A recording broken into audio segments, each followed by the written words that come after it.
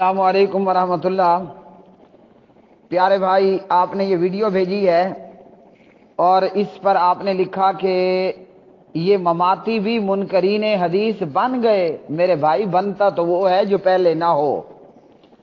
مماتی دیوبندی بھی منکرین حدیث ہیں، بن گئے وہ ہوتا ہے جو پہلے نہ ہوا ہو۔ یہ مقلدین منکرین حدیث ہیں۔ آ گئی سمجھ؟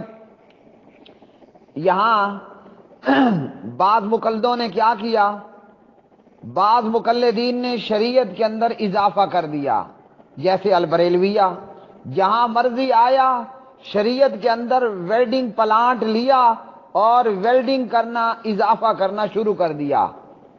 اور بعض مقلدین انہوں نے شریعت کے اندر کینچی لی اور کٹ کٹ کٹ کٹ لگانا شروع کر دیا اور بہت ساری نبوی تعلیم کا انکار کر دیا، جیسے الدیوبندیہ المماتیہ۔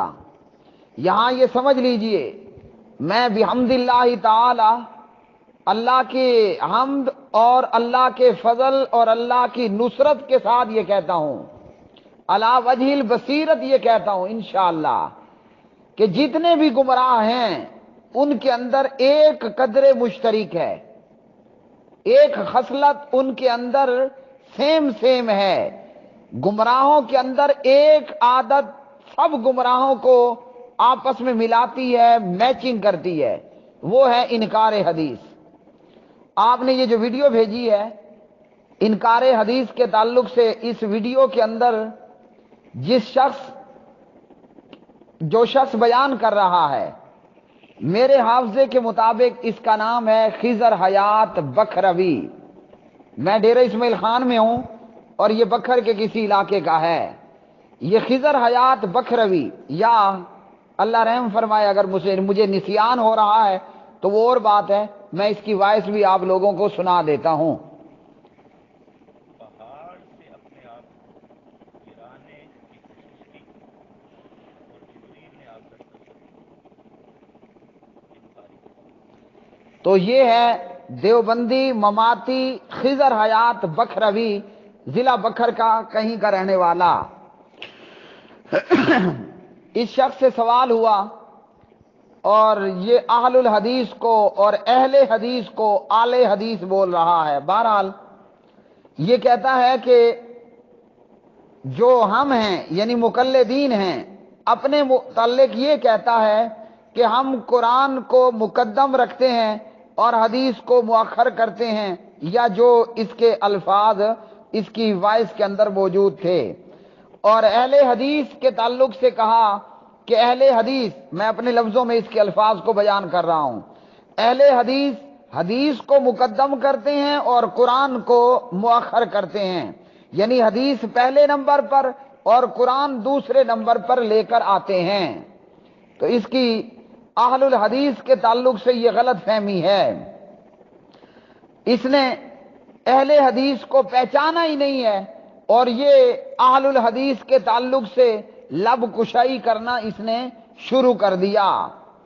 اس ویڈیو کے اندر اس شخص نے بڑے دھڑلے کے ساتھ ببانگے دول اپنی زبان سے انکار حدیث کیا۔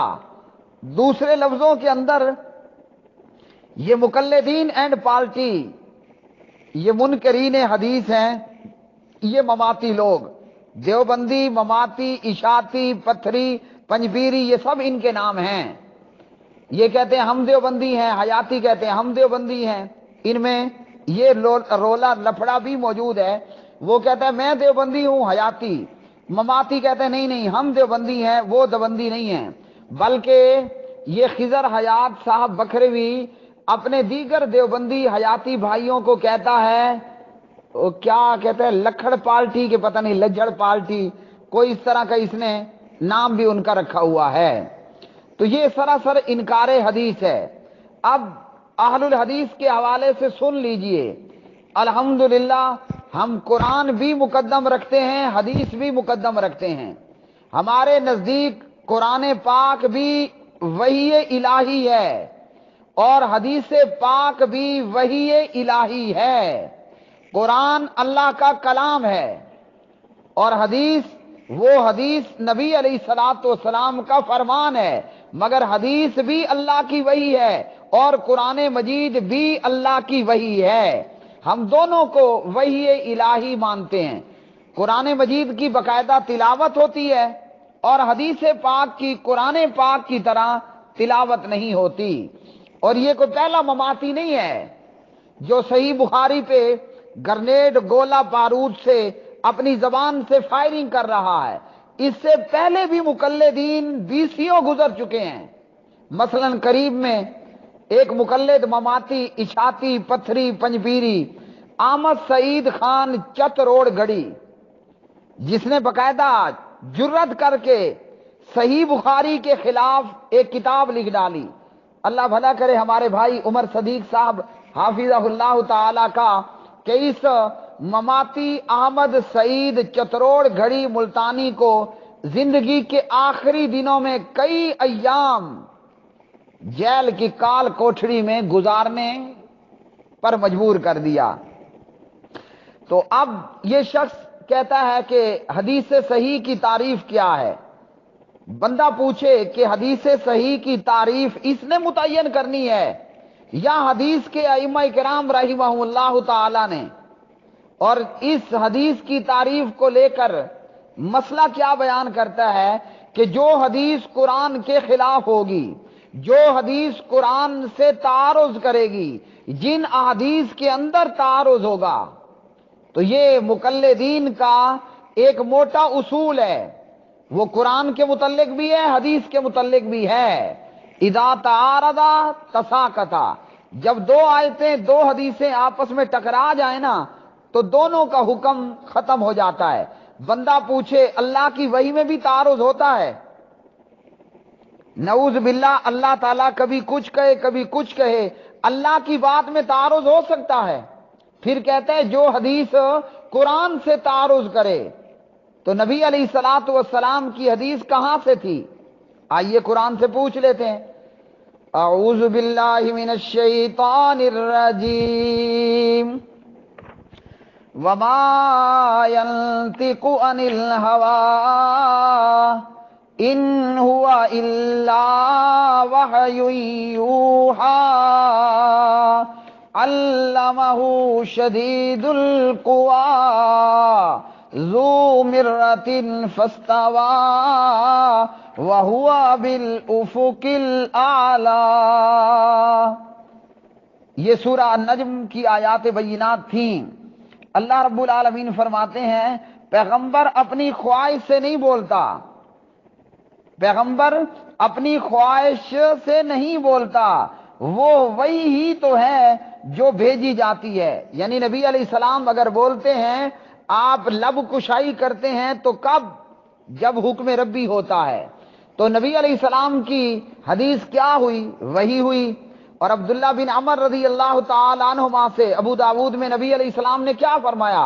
اکتب، لکھ، فوالذی نفسی بیدہ، اس ذات کی قسم جس کے ہاتھ میں میری جان ہے۔ یہاں مقلدو سن لو، اللہ تعالیٰ کے دو ہاتھ ہیں اور اللہ کے دونوں ہی ہاتھ دائیں ہاتھ ہیں، رائٹ ہینڈ ہیں۔ اور یہ کہ ہاتھ سے مراد قدرت نہیں، ید سے یدین سے مراد ید یدین ہی ہے۔ ہاں، لیس کمثلہ شیء، اس کی مثل کوئی چیز نہیں ہے۔ تو پیارے نبی نے کیا فرمایا؟ فرمایا کہ لکھ، اس ذات کی قسم جس کے ہاتھ میں میری جان ہے، میری زبان سے حق کے سوا کسی اور چیز کا اخراج نکلنا نہیں ہوتا۔ تو حدیث بھی وہی ہے۔ اب اللہ تعالیٰ کی باتوں میں کوئی ٹکراؤ ہوتا ہے؟ کوئی پاگل اور بے وقوف یہ کہے تو کوئی بات بنتی ہے۔ کوئی ہوش مند مسلمان یہ کہے کہ حدیث قرآن سے ٹکرا جائے، نہ حدیث کہیں اور سے آئی ہے، نعوذ باللہ من ذالک، حدیث کوئی وید سے یا گیتا سے ہوتی ہے؟ حدیث بھی اللہ کی طرف سے من جانب اللہ وہی ہے، اور قرآن بھی وہی ہے۔ قرآن اللہ کا کلام ہے، کلام اللہ ہے۔ تو یہ مقلدوں کا اصول گھڑنتو من گھڑت اصول ہے، اور یہ اشاعتی پنجپیری پتھری یہ منکرین حدیث ہیں، بغیر کسی شک کے. میں ساتھ ساتھ آپ کو مزید بھی کچھ بتاتا جاؤں گا. جو اس کے اعتراضات ہیں وہ میں لکھے بیٹھا ہوں، میں آپ کو ساتھ ساتھ بتا رہا ہوں. ہمارے بولے والے لوگ کہتے ہیں کہ جناب یہ جو اشاعتی ہیں نا، ان کے پیچھے نماز پڑھ لینی چاہیے. کیوں؟ اور یہ معاہد ہیں. بیڑا غرق، یہ منکرین حدیث ہیں. جو شریعت کے اتنے بڑے حصے کا انکار کر دے، اس کے پیچھے نماز ہوگی کہ اس کے اوپر کوئی اور فتویٰ صادر ہوگا. اب یہ الحمدللہ کہ اللہ تعالیٰ نے مجھے بچا لیا، ورنہ میں خود بھی اشاعتی تھا. میرے حفظ کا استاد عبدالرحمان جامی صاحب فوت ہو گئے، اور میرے ابتدائی کتابوں کا استاد مفتی عبدالحکیم صاحب یہ بھی فوت ہو گیا. یہ مفتی عبدالحکیم صاحب کہا کرتا تھا کہ اہل الحدیث کافر ہیں. کافر کیا ہیں؟ کافر ہیں. تو وہ فوت ہو گیا. اب اس کو قبر میں پتہ چلا ہوگا کہ کون کافر ہے تو کون مسلمان ہے. لیکن کاش اب واپس آنے کی کوئی گنجائش ہے نہیں کہ آ کر مقلدوں کو بتائے اللہ کا خوف کرو، توحید والی اس جماعت کو کافر مت کہو، ورنہ صحیح مسلم ہے. جو کافر کہے گا کسی کو، لعنت کرے گا کسی کو، سامنے والا لعنتی اور کافر نہ ہوا تو کہنے والے پہ اپنا فتویٰ خود لوٹ کے آئے گا. اب مفتی عبدالحکیم صاحب کو پتہ چلا ہوگا کہ اہل حدیث کافر ہے یا کافر کوئی اور ہے.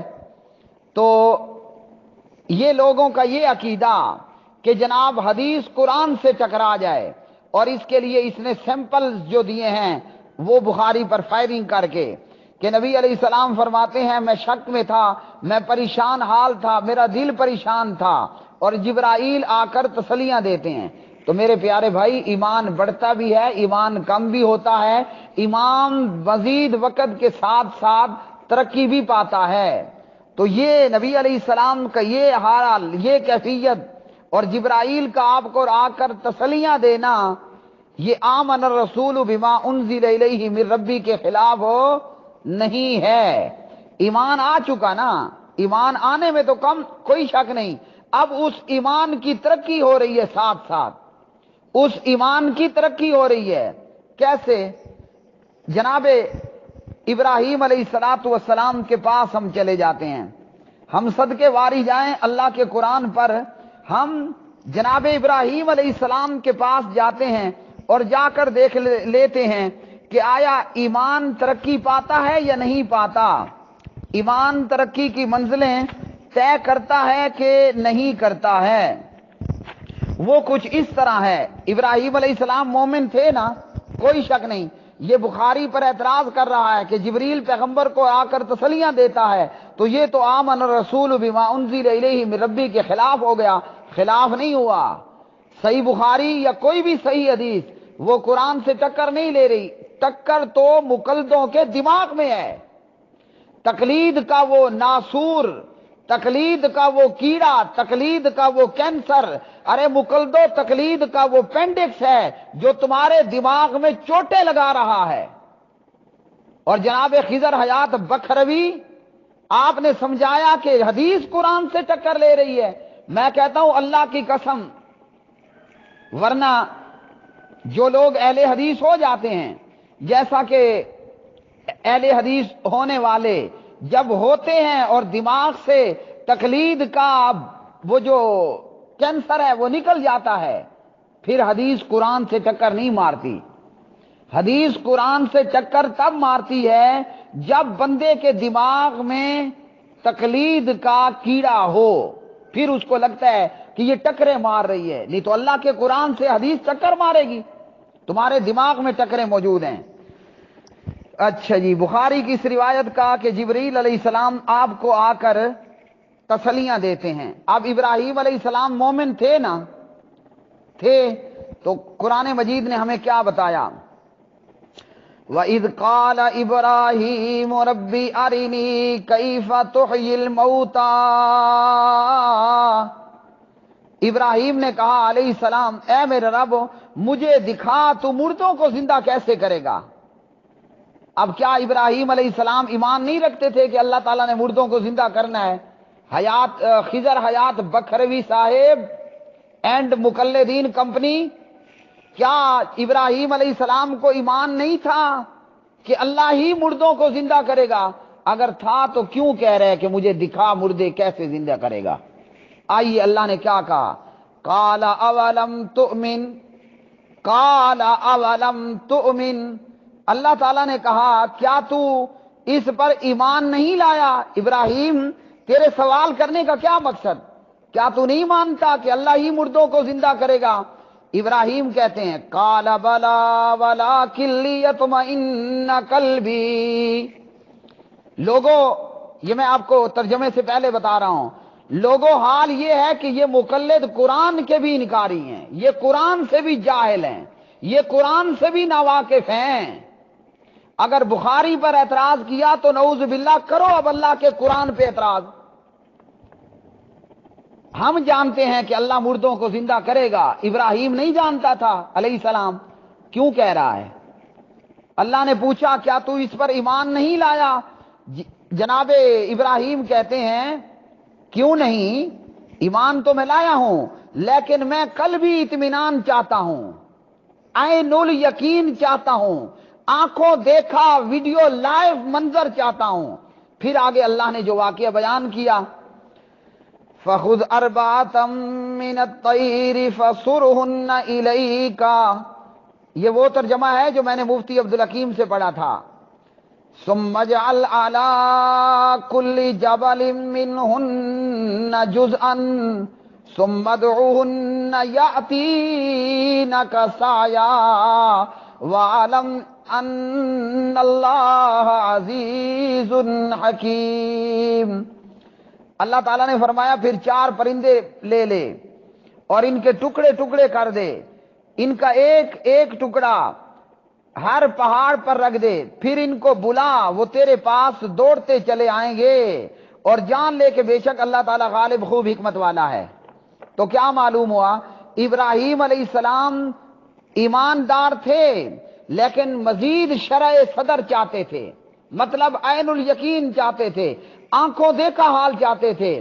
نبی علیہ السلام آمن الرسول بما انزل الیہ من ربی تھے، لیکن دل ہے نا، جبریل آ کر آپ کو تسلیاں دیتے تھے، تو ایمان مزید ترقی پاتا ہے۔ اور اہل الحدیث کا عقیدہ اللہ کے قرآن نے دیا، ایمان گھٹتا بھی ہے، بڑھتا بھی ہے، کم بھی ہوتا ہے، زیادہ بھی ہوتا ہے۔ تو یہ نبی علیہ السلام کی شروعاتی حالت تھی۔ اب اس پر اعتراض کرنا کہ بخاری کی یہ روایت قرآن کے خلاف ہے، ارے ظالم، تیرے دماغ میں، تیری کھوپڑی میں تقلید کا کیڑا موجود ہے۔ میں کہتا ہوں اس تقلید کے کیڑے کو نکال، تجھے یہ لگے گا کہ قرآن اور بخاری آپس میں گلے مل رہی ہے، تجھے پھر نظر آئے گا کہ قرآن اور بخاری آپس میں جفیاں ڈال رہی ہے، ٹکریں نہیں مار رہی۔ آئیے اگلے اعتراض کی طرف۔ خضر حیات بکھروی کہتا ہے قرآن کہتا ہے مردے نہیں سنتے، قرآن کہتا ہے آپ مردوں کو نہیں سنا سکتے، بخاری کہتی ہے، کیا کہتی ہے؟ یہ بخاری میرے سامنے ہے، صحیح بخاری میں حدیث نمبر 1338، انس بن مالک رضی اللہ تعالی عنہ راوی ہیں، نبی علیہ السلام نے فرمایا العبد اذا وضع فی قبرہ وتولی وذهب اصحابہ حتی انہ لیسمع قرع نعالہم اتاہ ملکان۔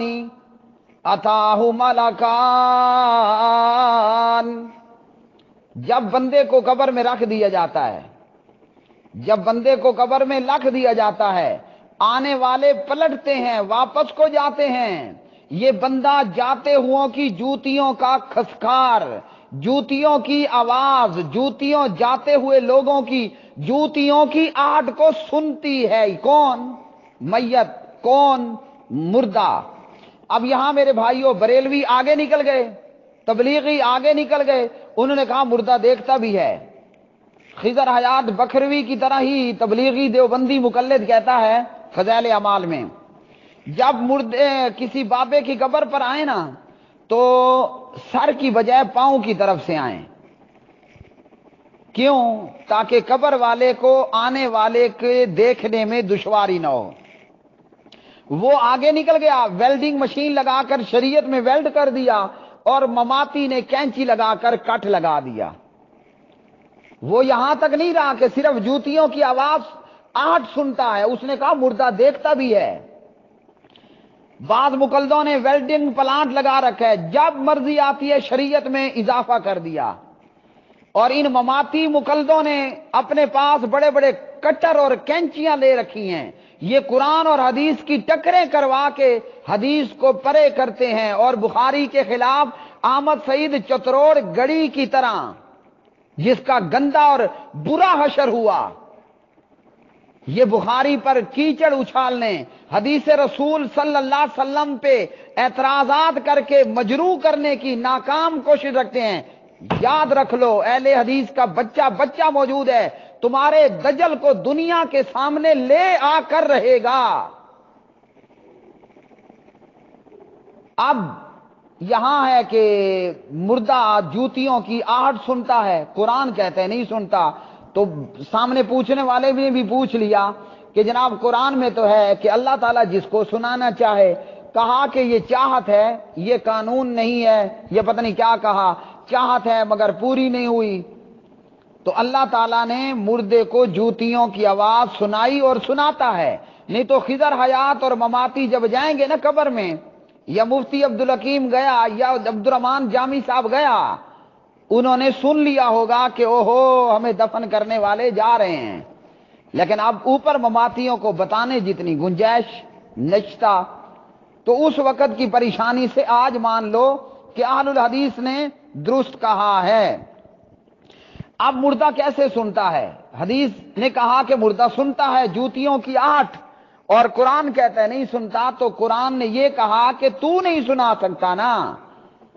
اللہ کو سنانے میں تو کوئی پابندی اور کوئی رکاوٹ نہیں ہے، تو اس لیے اللہ تعالیٰ سنا دیتا ہے، اور یہ حدیث قرآن کے خلاف نہیں ہے، بلکہ ان مقلدوں نے جو تقلیدی کیڑا ہے اس کے سبب اس حدیث کو جو ہے وہ بخاری کی حدیث کو قرآن مجید سے ٹکر لگانے کی ناکام کوشش کی ہے۔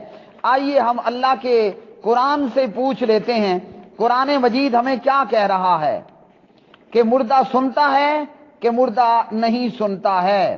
اللہ سبحانہ و تعالی قرآن مجید فرقان حمید کے اندر ارشاد فرماتے ہیں، وَمَا آتَاكُمُ الرَّسُولُ فَخُذُوهُ وَمَا نَهَاكُمْ عَنْهُ فَانْتَهُوا۔ رسول تمہیں جو کچھ دے وہ لے لو، اور جس سے منع کرے تو اسے چھوڑ دو۔ اب رسول نے ہمیں کیا دیا؟ قرآن دیا، اور یہ حدیث کیا ہمیں ابو طالب نے دی ہے؟ حدیث کیا ہمیں عبد المطلب نے دی ہے؟ کس نے دی ہے؟ رسول جو کچھ بھی دے، تو رسول نے قرآن دیا، قرآن نے کہا کہ آپ مردوں کو نہیں سنا سکتے۔ رسول نے ہمیں حدیث دی کہ مردہ جوتیوں کی آہٹ سنتا ہے، جانے والوں کی۔ آپ بتائیے مردے نے آہٹ سنی کہ نہ سنی؟ تو سنی۔ اگر مقلدوں کا یہ اصول جو ہے وہ لے لیا جائے حدیث صحیح کی تعریف میں کہ وہ قرآن سے ٹکر نہ لگائے، یہ ان کا گھڑنتو اصول ہے، لیکن اگر ان مقلدوں کا یہ اصول لے بھی لیتے ہیں تو دیوبندیوں، مماتیوں، مقلدوں پھر کر دو اعلان کہ زانی شادی شدہ کو سنسار کوئی نہیں کرنا۔ طالبان کی حکومت نے کتنے زانیوں کو سنسار کیا کہ نہ کیا؟ تو اگر یہ اصول ہو کہ حدیث قرآن سے ٹکر لے تو حدیث کو چھوڑ دو، قرآن کو مقدم کر لو، میں پوچھتا ہوں پھر زانی شادی شدہ کی سزا کیا ہوگی؟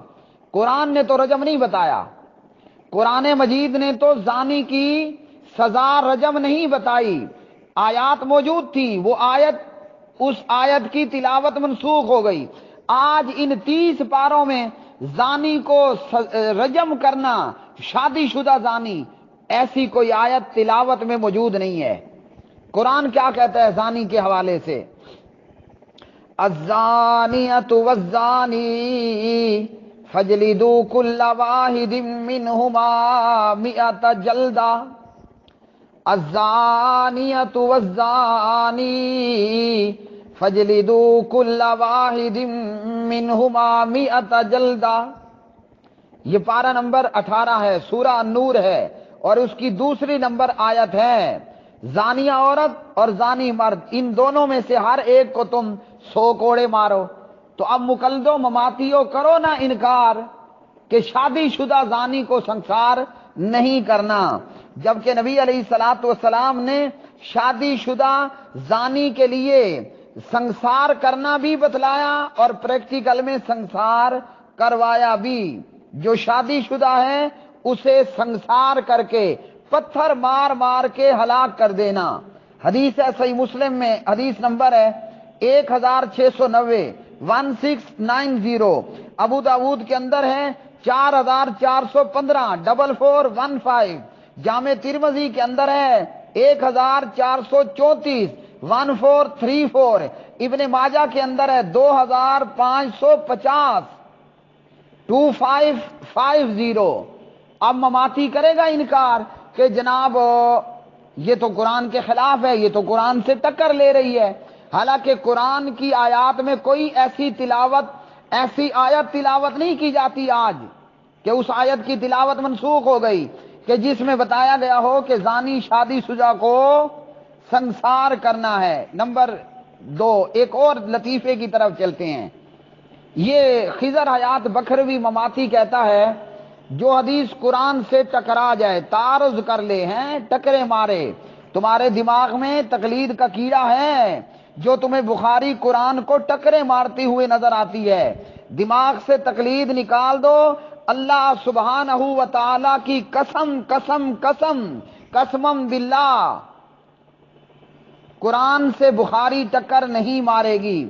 آئیے لوگوں جتنے بھی میرے سننے والے ہیں، دنیا کا کوئی بھی مماتی اپنے گھر بلا لو، دنیا کا کوئی بھی مماتی دیوبندی اسے کہیں ہوٹل پر بلا لو، ہوٹل والے کو کہو کہ مجھے تلی پکا کر دو، مجھے کلیجی پکا کر دو۔ کون؟ تلی اور کلیجی، یا ابھی سردیوں کے دن ہے، سردی ہے، آپ میرے یہ جتنے بھی سامعین ہیں، سامیات ہیں پورے ورلڈ کے اندر، وہ چاہے المملکہ بلکہ المملکہ کو چھوڑیں، عرب کنٹریز ہیں، وہ عراق ہے، وہ ایران ہے، وہ امریکہ ہے، وہ انگلینڈ ہے، وہ بھارت ہندوستان، یہ جہاں جہاں الحمدللہ میرے سننے والے ہو، تمہیں جہاں بھی مماتی مل جائے نا، اسے کہو آؤ بھائی میں تمہاری دعوت کرتا ہوں، تمہیں کھانا کھلاتا ہوں۔ ہوٹل والے کو جا کر کہو تلی پکا کر دو یا کلیجی پکا کر دو، نہیں تو مچھلی تو سردیوں میں ہر طرف عام ہے۔ یہاں ڈی اے خان کے اندر جو ہے وہ 2 کلو کا دانہ تقریباً 350 روپے میں ہے، تو آپ 350 200 کا خرچہ کریں، دنیا کے کسی کونے میں کسی مماتی کو کہیں آؤ میں تمہاری دعوت کرتا ہوں اور اسے مچھلی پکا کر کھلا دو۔ جب مماتی مچھلی کھا لے اسے کہو یہ تو تم نے حرام کھایا ہے، یہ تو تم نے مردار کھا لیا ہے، اب کرو یہاں الٹی اور کرو یہاں کیا، اور تم نے مچھلی کھائی تو کھائی کیوں؟ یہ مچھلی تو قرآن سے ٹکر مار رہی ہے، یہ مچھلی تو قرآن کو ٹکرے مار رہی ہے۔ کیوں؟ اللہ کے قرآن سے پوچھتے ہیں، قرآن مجید فرقان حمید ہمیں کیا کہتا ہے؟ انما حرم علیکم المیتۃ والدم ولحم الخنزیر، پارہ نمبر 2 ہے، سورہ البقرہ ہے، اور یہ مفتی عبدالحکیم سے پڑھا ہوا ترجمہ ہے۔ اور سورہ البقرہ کی آیت کون سی ہے؟ آیت نمبر 173۔ کیا فرمایا؟ اللہ نے تمہارے اوپر حرام کیا، کون سی چیز کو حرام کیا؟ اللہ نے تم پر مردار حرام کیا، اور کیا حرام کیا؟ اللہ نے تم پر خون حرام کیا، اور کیا حرام کیا؟ خنزیر کا گوشت حرام کیا وغیرہ الی آخر الآیہ۔ اب مماتی کو آپ تلی کھلا دیں، مماتی دیوبندی مقلد کو آپ مچھلی اور کلیجی کھلا دیں، جب یہ کھا لینا تو اسے کہے کہ ابے تو نے حرام کیوں کھایا ہے؟ وہ کہے گے مچھلی کہاں سے حرام ہے؟ اسے بتاؤ قرآن کہتا ہے تمہارے اوپر مردار حرام ہے، میتہ حرام ہے، مچھلی کیا ہے؟ میتہ ہے۔ ہاں کیوں؟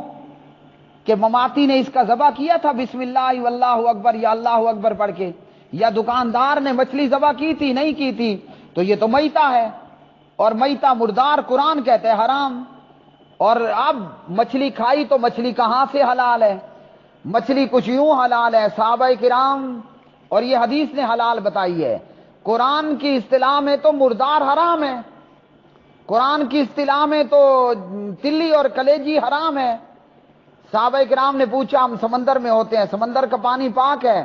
آپ نے فرمایا وہ پاک ہے، پاک کرنے والا ہے، اور اس کا مردار بھی، اس کا میتہ بھی حلال ہے۔ اور ایک اور حدیث کے اندر آپ فرماتے ہیں احلت لنا میتتان، ہمارے لیے دو مردار حلال کیے گئے، ودمان، اور دو خون بھی حلال کیے گئے۔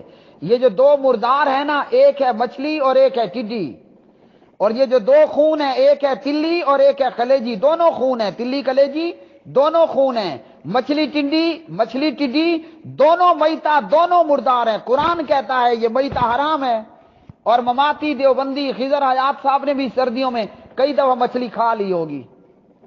تو یہ حدیث تو قرآن سے ٹکر مار رہی ہے، میٹھا میٹھا ہپ ہپ، کڑوا کڑوا تھو تھو۔ ہیں تمہیں مردوں کا سننا قرآن سے ٹکرے مارنے نظر آتا ہے؟ تمہیں جبریل کا آ کر تسلیاں دینا یہ قرآن کو ٹکرے مارتے ہوئے نظر آتا ہے، اور تمہیں مچھلی کھانا؟ میں کہتا ہوں اس خضر حیات صاحب کو آپ کم از کم 2 کلو اکیلے میں دیں گے، 2 کلو آسانی سے کھا جائے گا، ڈکار بھی نہیں دے گا مچھلی۔ تو یہ تو مچھلی تو میتہ ہے، اور مچھلی تو قرآن سے، مچھلی والی حدیث تو قرآن سے ٹکرے مار رہی ہے۔ بلوغ المرام کتاب الطہارہ باب المیاہ، یہ تو قرآن کو ٹکرے مار رہی ہے، پھر کیوں کھاتے ہو مچھلی؟ مردہ نہیں سنتا، یہ قرآن سے ٹکر ہے، بخاری ہے۔